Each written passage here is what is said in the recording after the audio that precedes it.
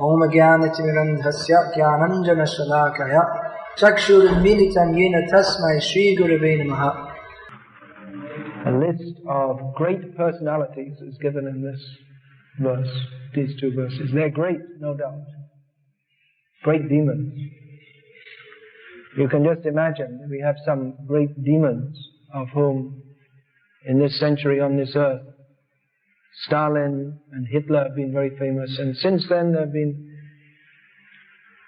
big, genocists, killers of many people. Pol Pot in Cambodia, and in Serbia you have some famous guy in Bosnia, Serb, one of your people, I don't know his name. It's becoming so normal these days to genocide that you don't get famous by doing it anymore. You have to do something more sensational. So you can imagine that all of these demons were all much more nasty than Stalin and Hitler put together. And they were all on the surface of the earth at the same time. Therefore, the earth prayed to Lord Brahma, please help. You put this whole universe together. Now you better help us out. You made the demons as well as us. We're the devotees, so you'd better help us out. There are so many demons, including my own son. I can't control him. Bhuma's a big demon. You do something about it. So the something that was done was that Krishna appeared in this world. When the Lord appears, He appears with many, many devotees. So the Yadu dynasty, many, many members. And so many were devotees directly from the spiritual world. And there were others also who were demigods from the heavenly planets, or also devotees who appeared as members of the Yadu dynasty to join with Krishna in his pastimes. Particularly 3 incarnations of the Lord, namely Krishna, Ramachandra, and Chaitanya Mahaprabhu. When they come, they deliver many, many, many, many, many living beings back to Godhead. Others, they come for the pleasure of their devotees, but particularly these 3 forms of the Lord, they have many, many interesting pastimes, and they deliver so many people back to God. Ramchandra, he took all the monkeys, and then so many inhabitants of the forest, and all the inhabitants of Ayodhya. He took them all back to Godhead. And by their wonderful pastimes, which are recorded in Ramayana, Mahabharata, Chaitanya Charitamrita, Chaitanya Bhagavatam, Srimad Bhagavatam, they continue to attract the minds of conditioned souls and deliver them back to Godhead also, even after their manifest presence is over. They also deliver many demons. Even you'll find Mandodari, she was the wife of Ravana.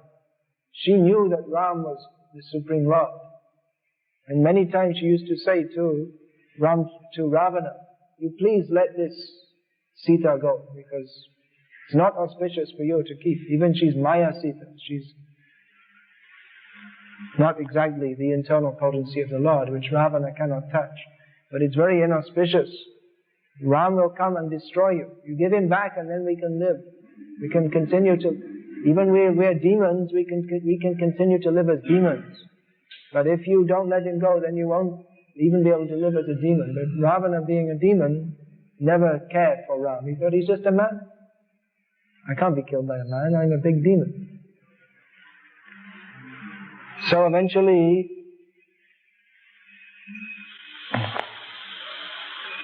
of course, Ram did kill Ravana. And then Mandodari said, thank you very much for killing. She said to Ram, thank you. You liberated him. I'm glad you killed him. Someone had to kill him. Such a disturbance. And you are very merciful to him. You killed him. Similarly, Marichi, when he was requested by Ravana that you take the form of a deer and you entice Ram away from Sita so that I can kidnap her. And Marichi said, you're a rogue.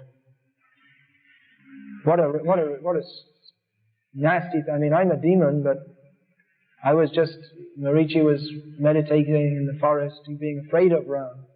that I'm a demon, but at least I know what's what. You won't get any auspiciousness from kidnapping Sita. That will be the end of you. But he said that anyway, I know you're such a puffed up demon that you don't listen to anybody. So I'll follow your order. If I don't follow your order, you'll kill me. And if I do follow your order, Ram will kill me. I'll be killed by Ram rather than you. If I get killed by you, I'll just have to join. I'll simply go to hell. But if I'm killed by Ram, I'll be liberated. So Krishna kills so many demons. Krishna, Rama, all the avatars, they not all, but many of them, they kill many demons. Or even not all of them do. Vamandev, we don't have any information of him killing any demons, but he was involved in so many crooked activities by which later there was a big fight between the demons and the demigods, and so many demons got killed by this sweet little Brahmin boy. Big fight ensued after his getting involved in the affairs between the demigods and the demons. So, here's a list of big demons, not little demons, big demons, serious demons, firmly committed to the demoniac way of life, and very powerful also.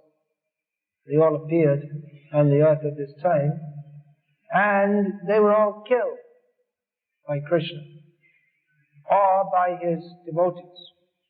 To be killed by the devotees of Krishna is also auspicious.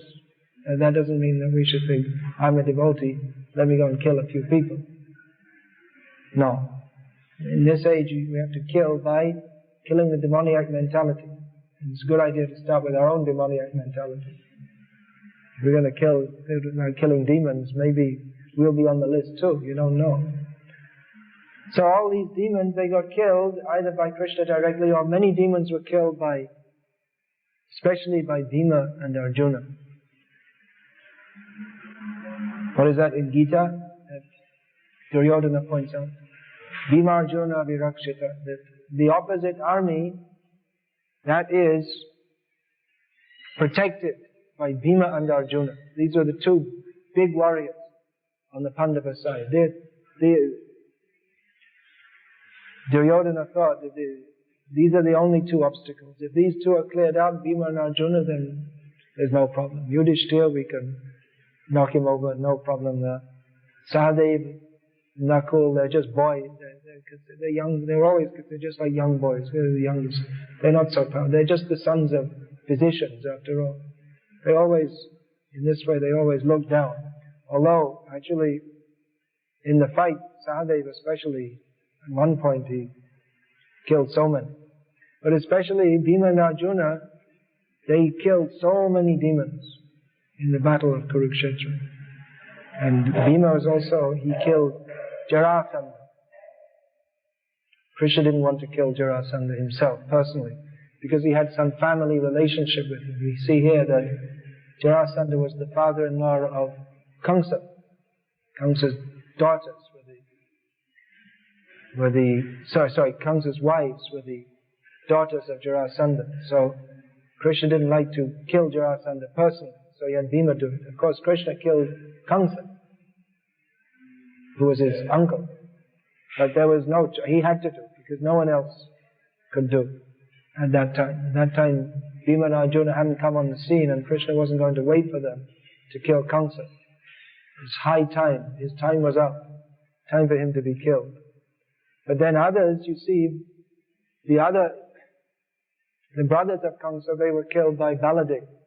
Because Krishna was related to Kamsa. When we say he was uncle, it's all very intricate. So Baladev, he didn't have that close relationship. So Krishna let him kill the brothers of Kamsa. So he minimized having to kill his family members. So many demons, they were killed. We were reading in the notes at the end of the last chapter. One name for Krishna is Maya Manusha. So this word is understood in different ways.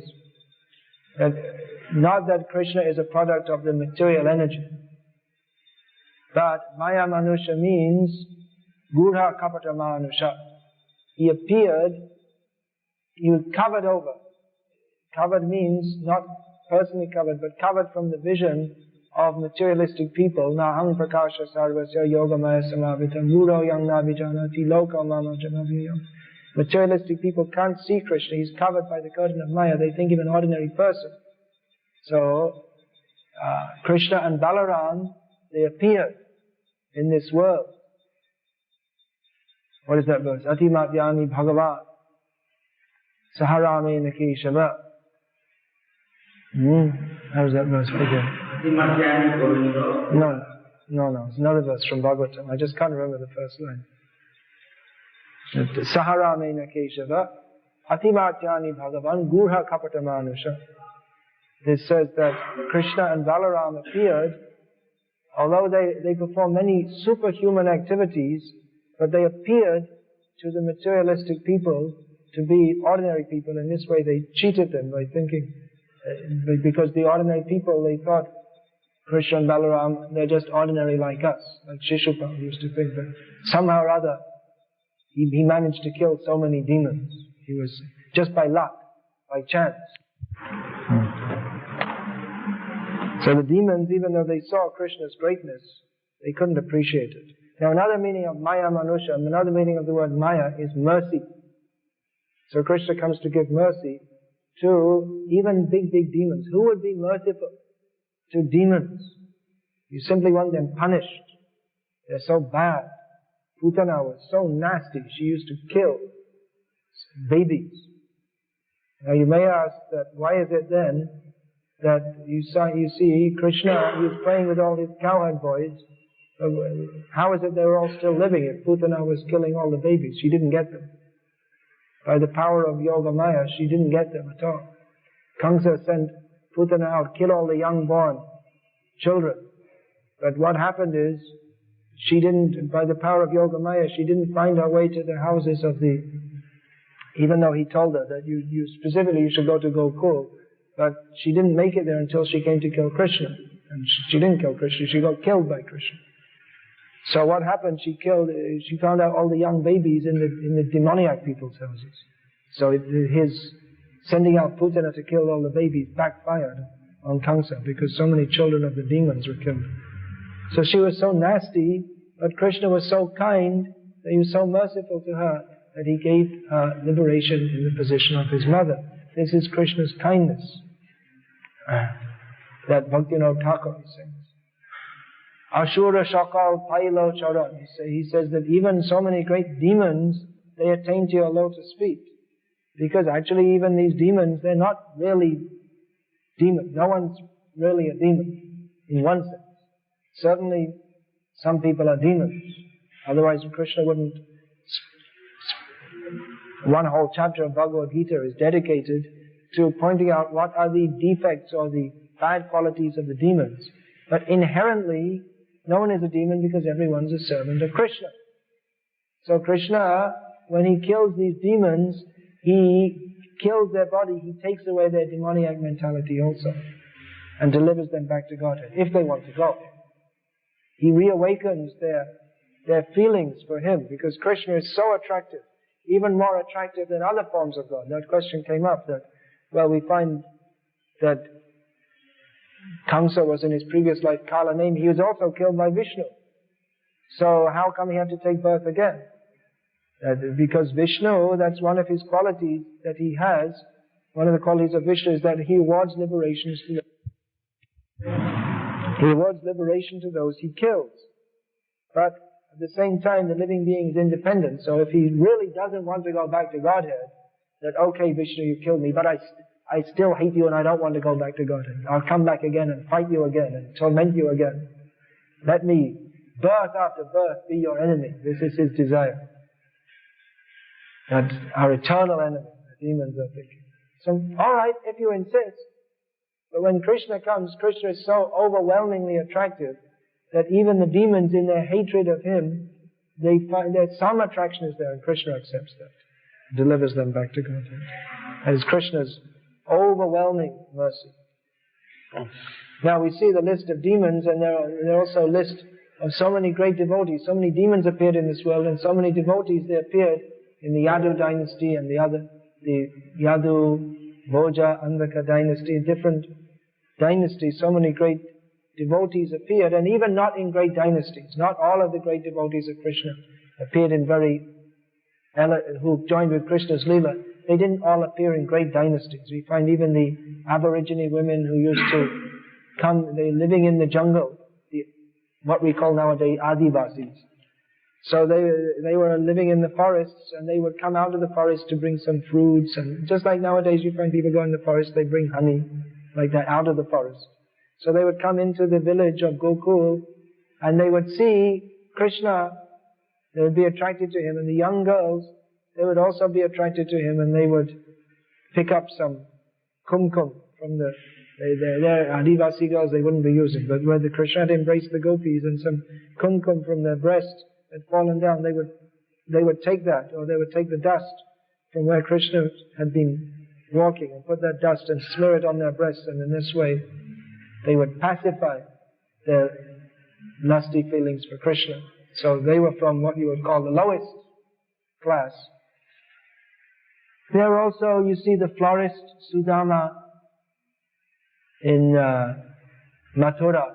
When Krishna went to Mathura, there were some devotees there, just like we see here, some members of the Yadu dynasty, they continued to live with Akrura as his nominal friends. They pretended to be friends. Like Akrura, he was supposed to be the friend of Kamsa. Kamsa thought, you're my good friend. But actually Akrura, he didn't like Kamsa at all.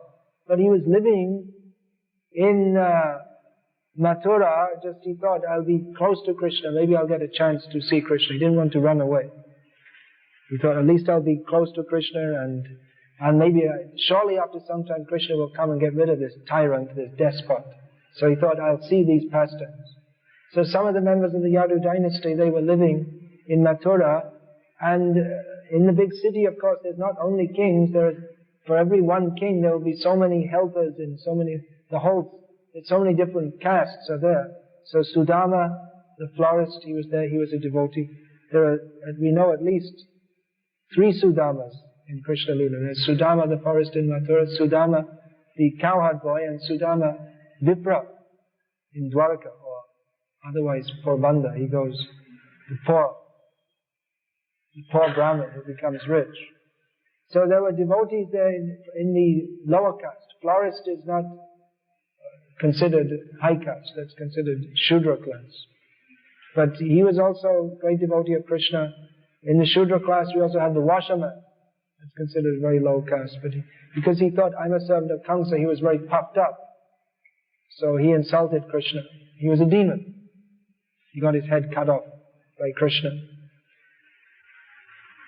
So in all different castes, we find the Naga Patnis, the wives of the Kaliya snake. They were also devotees of Krishna. They were not born in a very high lineage. Of course, among the snakes, they also have there's the Naga Loka, which is below this earth planet, where the snakes, or certain demoniac species, they're snakes, so they have intelligence, and they have their kings and their different castes and everything. So they can take human forms. Even Arjuna married Ulipi, I think her name was. She was Ulipi, the snake wife. Ulupi, the snake wife of Arjuna. So there are so many different devotees in different backgrounds. They came and appeared in these pastimes, and so many demons also. Now we hear that there are many eternal devotees of Krishna who appear with Krishna in his pastimes. Just like the Pandavas, they're considered to be eternal devotees of Krishna who specifically appear to assist his pastimes in this material world.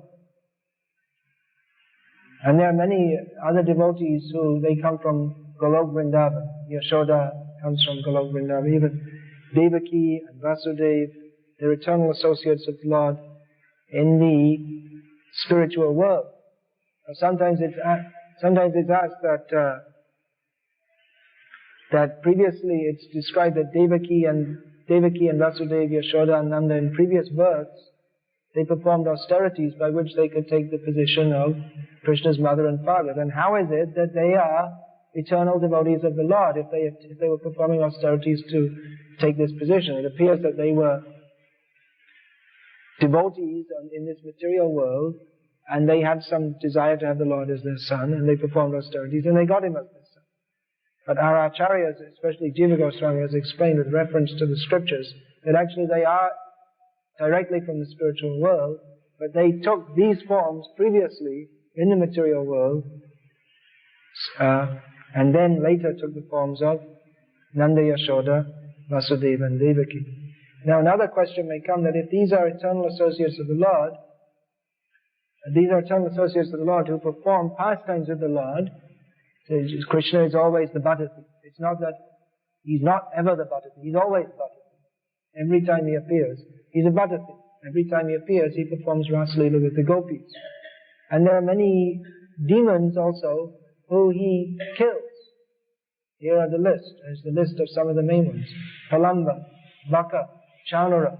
So Krishna, when he comes, he kills many demons. So is it that these demons come again and again? No.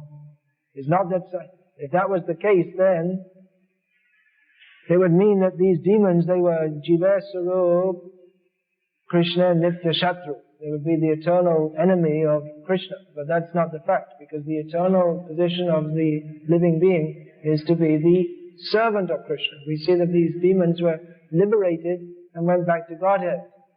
So how is it that every time Krishna comes, that there are demons, similar demons? So it can be understood that different living beings, by their mixture of extreme impiety, mixed with some good fortune, they get the chance to, they have a demoniac mentality, and they get the chance to take birth as demons who come in contact with Krishna. Anyone who comes in contact with Krishna is fortunate. Even the demons, if they, even by their enmity towards Krishna, they are benefited. Of course, if someone is, it's not that everyone who is inimical towards Krishna, they get the chance to take birth as a Pralamba or a Baka or a Bana. So we don't recommend to become inimical towards Krishna. That is very inauspicious for the living being to be inimical towards Krishna. But even if he is inimical towards Krishna, the fact that he's somehow or other thinking of Krishna will ultimately benefit him. He will have to suffer the effects of his offenses, but somehow or other by coming in contact with Krishna, he will be purified. Even if the effect of those offenses, that will, for many, many lifetimes, he will have to suffer. So it definitely is better not to be, we're not recommending be a demon. We're recommending don't be a demon, be a devotee. But even a demon, if he directly is envious of Krishna, he gets the opportunity to be purified. Just the biggest demons are the Mayavadis, who they don't even like to think of Krishna at all. They totally blot him out. They don't want to think of him at all. Even the demons like Shishupal, they're more fortunate because they're always thinking of Krishna. Even in enmity, they're thinking of Krishna. So ultimately they get the chance to be killed by Krishna. So they're different living beings. They take the forms of different demons in different births. And the pastimes may be a little different every time. It's not absolutely stereotyped that Krishna has to perform his pastimes in exactly the same way every time. Just like, for instance, I believe Vishwanath Chakravarti. Vishwanath Chakravarti Thakur, he describes, Haribol, Prabhu. If you're going to have a long discussion, maybe it could be at some other time, or some other place. So Vishwanath Chakravarti Thakur describes that sometimes Krishna and Balaram, they ride to Mathura using Kalia as a horse. So that's a different pastime. In this day of Brahma, as described in the Srimad Bhagavatam here, Kalia is driven away from Mathura Manda, from Rajabhumi. Go out, go to Fiji. Apparently he's in Fiji. So that's also auspicious, because it's also auspicious for the people of Fiji, because he has the footprints of Lord Krishna all over him. Krishna enjoyed a nice pastime. Kaliya was being envious towards Krishna, but Krishna enjoyed the nice pastime of dancing on all his hoods, and all his hoods became marked with the footprints of Krishna. And the wives of the Nagapatnis, or the wives of Kaliya's time, they were very surprised. And how is it? You see, so many devotees, they're simply longing that we could get the dust of Krishna's feet on our head, but they're not, this Kaliya has 1,000 heads, and every one of them is marked not with the dust, but directly with the footprints of Krishna. So that is called causeless mercy. So many devotees, they want it, they're aspiring for it, they're performing meditation for millions of lifetimes, they don't get such an opportunity. But Kaliya, who was envious to all living beings, by his poison he killed so many living beings. Just by, you see, a snake is poisonous. The poison is stored in his body. That is a physical representation of his extreme envy. And Kaliya was so poisonous that his breath was poisonous. And even he was living in the water, but his breath would bubble up and then spread around, and even any bird coming in that area would be flying and drop down because of the poisonous gas. Just like here in Baroda, we get poisonous gas. In Ahmedabad also now. They want to emulate Baroda, so they also have poisonous gas. So you see, the demoniac people, they make poisonous gas which poisons everybody.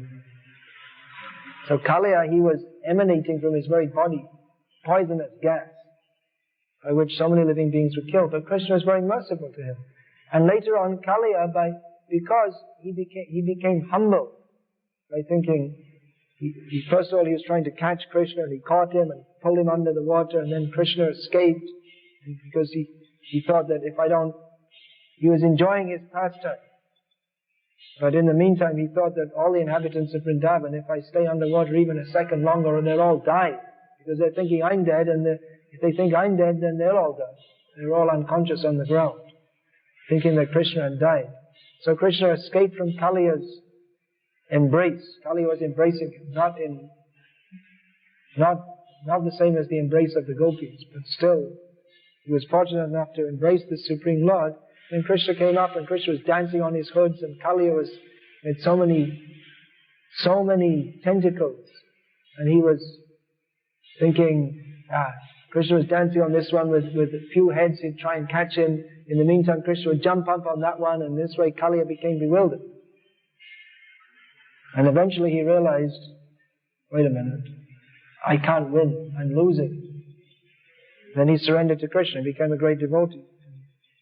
And all the, unseen to the other inhabitants of Vrindavan, all the gopis, they also came up and said, hey, you were dancing like that, but we didn't enjoy. We also want to enjoy. When you're dancing, you should dance with us. So they all had a nice Ras Lila dance on Kaliya's hoods while he was moving up and down. So these are some of the pastimes Krishna was enjoying. So Kaliya became devotee.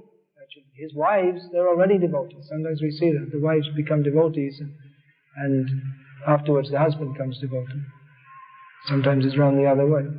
In this case, the Nagapatnis, they were great devotees, and because of their devotion and their good wishes for him, their husband, who was after all a great demon, he also, by the combined mercy of Guru, in this case his gurus were his wives, and Krishna, he also became a devotee of Krishna. So we'll see so many personalities are being mentioned here in these pastimes of Krishna in Vrindavan and outside Vrindavan. So many different devotees with so many different relationships. The Nagapatnis, they were great devotees. They were still thinking of their husband. Now they prayed to Krishna that please deliver him. After all, he's a snake. What do you expect from a snake? He's envious by his nature. But now we promise he won't do any more trouble. We'll keep him in control, and please let him go. So that, whereas we find another set of wives, they're the Dvija Patnis.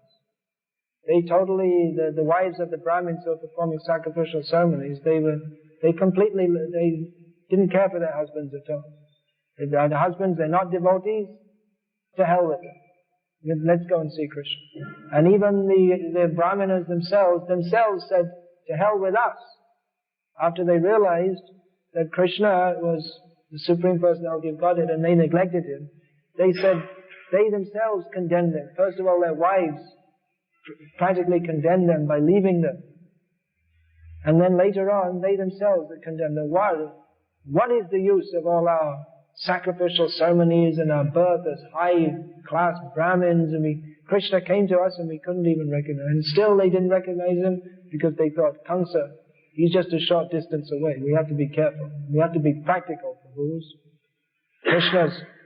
Krishna's here, but Kamsa's there. So, we're at the border. They were just living on the edge of Vrindavan on the side close to Mathura. So they thought, we're in between Krishna and Kamsa.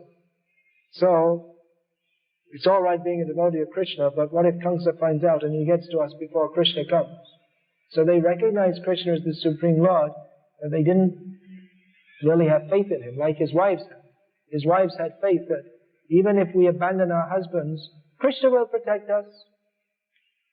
We're more interested in Krishna.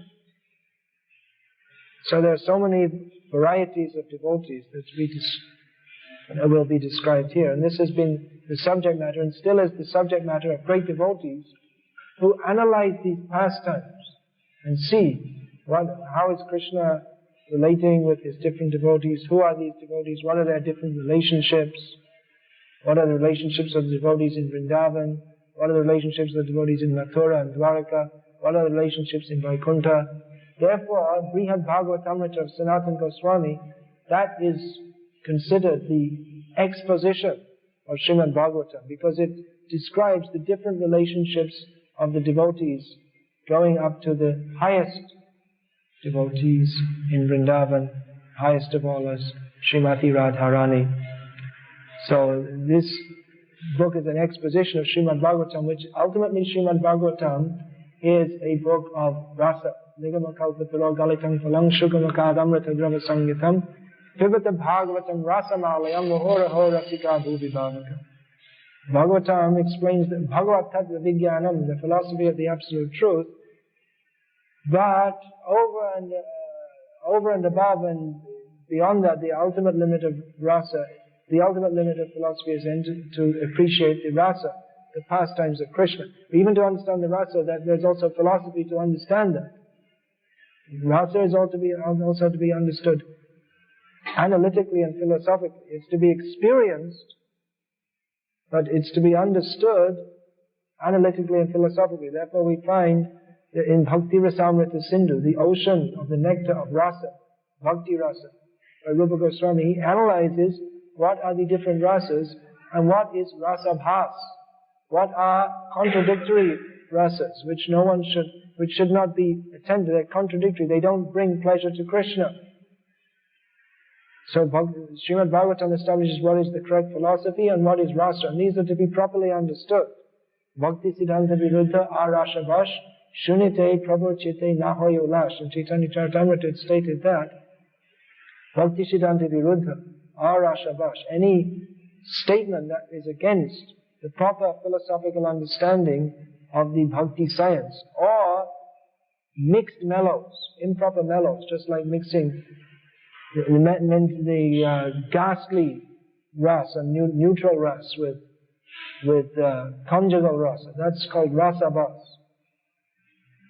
Just like, for instance, if someone says that so many days I've been attracted to the form of the opposite sex, which is simply made of blood, pus, stool and urine, but now I'm going to give that up because I am now attracted to the intimate conjugal pastimes of Krishna. So within the format of Vrindavan Lila, that is rasa bhas, because you can't have conjugal ras mixed up with this ghastly and neutral ras. These two, in this The neutral ras that's the staiva that has become mixed with the conjugal ras. So they don't mix. Neutrality and conjugal ras and ghastliness and conjugal ras, they don't mix. So all these things have to be understood from Srimad Bhagavatam and from books like Bhakti Rasamrita Sindhu, which are the analysis of Srimad Bhagavatam, how to understand. But ultimately that is to be experienced. Ultimately Srimad Bhagavatam is presenting these pastimes of Krishna that we may enter into those pastimes and experience them. It's not simply a matter of discussion. Of course, discussing Srimad Bhagavatam, that Srimad Bhagavatam is not different from Krishna. So a pure devotee can experience Krishna in every page of Bhagavatam. He can experience Krishna's pastimes, but it's not simply a matter of academic analysis. One has to actually enter into the mood of the devotees by taking up the service mood. Then he can understand Krishna and experience these pastimes. So that cannot be attempted prematurely. That is a gift from Krishna. Atashri Krishna namadina bhavadrahyam indriyai siva mukhe hi jivado swayameva spuratiyada. One cannot artificially do a pole vault into Krishna's leelas, but he has to become qualified by serving Krishna. Then Krishna will bestow upon him the understanding and the experience of Bhakti Ras. So now we're beginning the 10th canto of Bhagavatam, having read through all the previous cantos in the classes here in this temple. So 10th canto especially, that is a matter of relish. All the Bhagavatam is meant for study, understanding and relishing. Especially the 10th canto, the pastimes of Krishna, are most relishable. Because Krishna is the most his name is Krishna. He is the most attractive form of the attractive forms of the personality of Godhead. So these 10th canto pastimes, they're the subject matter of relish, particularly by the Rasika Bhaktas, or those who are experiencing those rasas. But all classes of people can enjoy hearing about Krishna, with the exception of two classes of people. They will not relish the pastimes of Krishna. That is described at the beginning of the previous chapter. They are Pashugna, the animal killer, or the killer of the soul, namely the Mayavadi. They will not relish the pastimes of Krishna. But everybody else, they can relish they can take pleasure in hearing the pastimes of Krishna. Therefore, Prabhupada presented Krishna book, the pastimes of Krishna in the 10th canto, with philosophical explanations so that people might not misunderstood, and had them widely distributed so that people can have some attraction for Krishna. Because by hearing about Krishna, the result is that you go to Krishna. Shrindanti, Gayanti, Grinanti, Abhikshnasha, Smaranti, Nandanti, Tavehitan Janaha. Ta'eva Pashanta Chirena Tavakam Bhava Pravaho Paramang Padam Bhujam. Kunti Devi presents very nice analysis that she says, my dear Krishna, those who hear about your pastimes, or glorify your pastimes, or remember your pastimes, or take pleasure in others doing so, certainly see your lotus feet. And therefore, they will never again have to see repeated birth and death. So this is the benefit of Krishna's pastimes. Actually, we're supposed to discuss Krishna's pastimes. There's so much philosophy to be discussed, but our goal or our desire, our aim is to discuss Hari Katha, of which there's philosophy, there's description of the form of Krishna, and specifically discussion of the pastimes of Krishna. They're very pleasing. Mano Biramat, they're very pleasing to hear. Therefore, now we're entering into the 10th canto of Bhagavatam. There will be discussion of Krishna's pastimes, so I won't be here, but those of you who are, you can relish hearing these pastimes of Krishna in Srimad Bhagavatam, which is the perfection of life. to relish these pastimes, to engage in the service of Krishna, to chant the names of Krishna, to hear the pastimes of Krishna. All these activities are on the platform. They're on the perfectional platform. So we may not have reached the perfectional platform of appreciation of what it means to serve Krishna, what it means to chant His names, what it means to hear His pastimes. But these activities, they're activities on the perfectional platform. The perfected souls, they like to hear about Krishna. And even those who are not perfected, that are trying to be perfected, they also like to hear about Krishna. And as they cultivate that relish for hearing about Krishna, they become perfect. Hare Krishna. Any question? Comments? You have to speak loudly because it's quite a long way back there.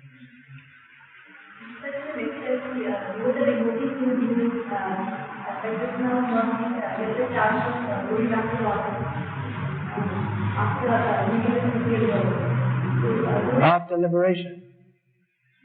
I heard both the devotees and the non-devotees, that by the mercy of Krishna, the chance go back to Godhead, and then?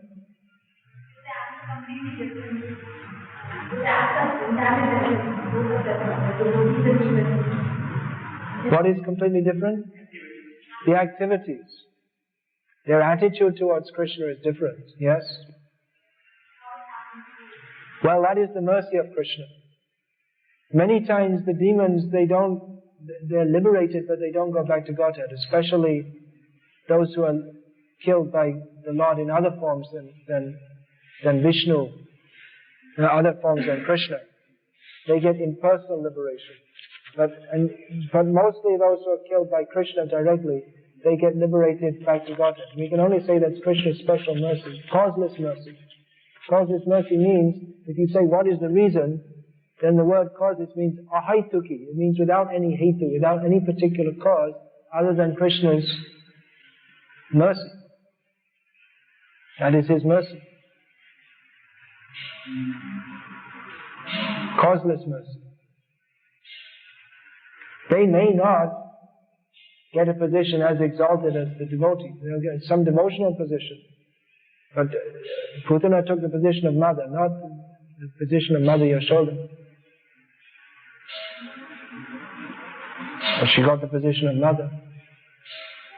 Therefore, that famous verse is there. Who spoke that? Uddhava. He said, who should I take shelter of? But who can be more merciful than Krishna? Just see how merciful Krishna is. The understanding is that how merciful He is because He gave Putana the position of his mother. Now the understanding is that all these demons, they also had some attraction for Krishna. And Krishna, after killing them, He took away all their offenses and all their sinful activities. And what was left, a little bit of attraction for Krishna, Krishna magnified that and gave them the position as His devotee. Now in the case of Putana, it's described, in her previous life, she was the sister of Bali Maharaj. Her name was Ratnamala. So when Vamandev first came, she saw, oh, what a nice little boy. So sweet and cute and beautiful. She thought, who is that lucky woman who has suckled him at her breast? I wish I could also have the opportunity. She had motherly feelings towards him. But then later when Vamandev cheated Bali Maharaj and took everything away from him, superficially cheated him, she, along with all the other demons, apart from Bali Maharaj and Prahlad Maharaj, became very angry. Because that is the nature of the demons. They're against Vishnu. So she became very angry and her demoniac mentality came out and she thought, I'd like to kill this rascal. He came as a nice little boy, but he came to cheat us. So in the next life she got the opportunity as Putana to attempt what is not possible anyway, to kill him.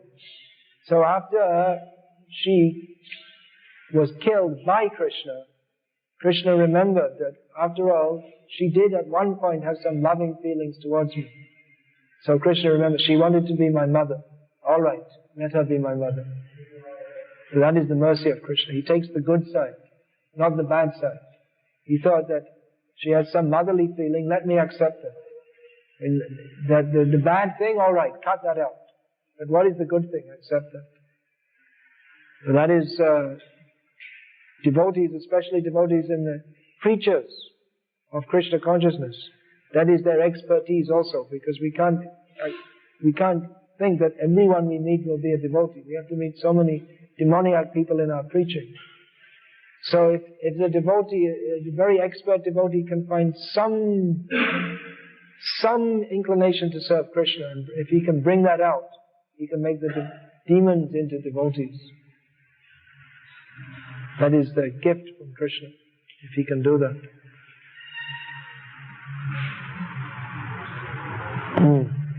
You said that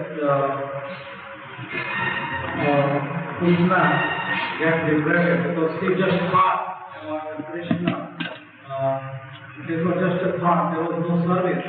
While in our case, devotees are spending their whole life to do the Krishna consciousness, and even if you do some aparat, you are not going to get that liberation. So why this contradiction? Why this contradiction?